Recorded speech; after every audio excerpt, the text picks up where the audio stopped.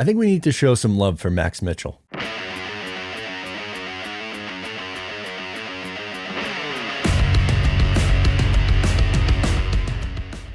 Hey, what's going on? I'm Matt O'Leary, back with another video, and today we're talking about Max Mitchell, the Jets starting right tackle. Before we get started today, I just want to mention where you can follow on social media at Matt O'Leary NY. If you haven't already, please make sure to check out the Just Jets podcast. New episodes every single Monday. You can call in, leave your reactions to the games. We'll get to them. We'll preview the upcoming game. We'll recap the previous week. It's a ton of fun. Appreciate it. Support for today's episode comes from Vincero Collective. If you aren't familiar with Vincero yet, get familiar because they make exceptionally crafted and stylish watches at an affordable price. Like this guy. Look at that. I love the one that they sent me. I wear it literally all the time.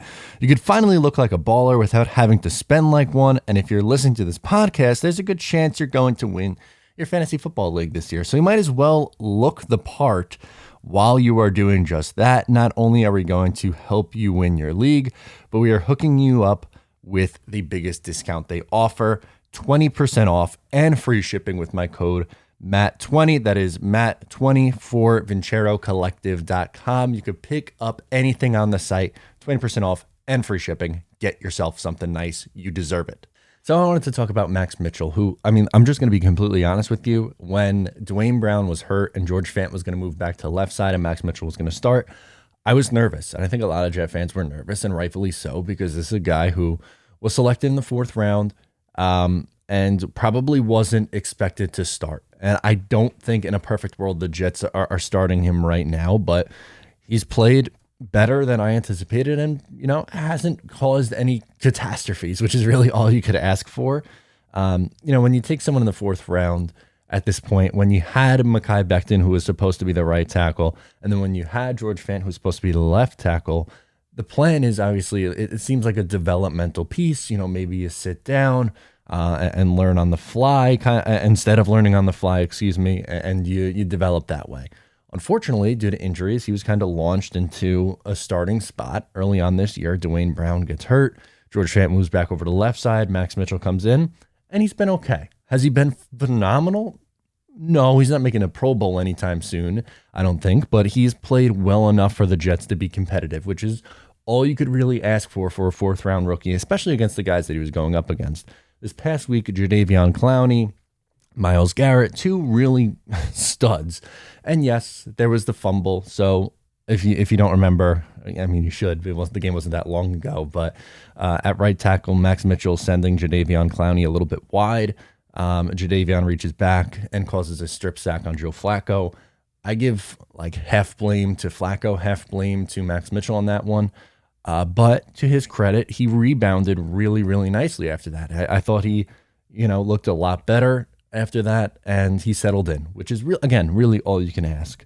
So far, he has a 52 PFF grade, which is a little below average, but it's fine. And he's allowed 2 sacks, 1 hit, 4 hurries, 7 pressures, and 1 penalty. Now, you might be wondering, how does he compare to some of the other rookie offensive tackles? And now, I'm not saying that he's going to be better than these two guys. I think I would be a little bit surprised by that based on where they were drafted and just their skill set versus his. But it's a little impressive that in a small sample size, 2 games, he's been better than both Ike Ekwonu and Evan Neal.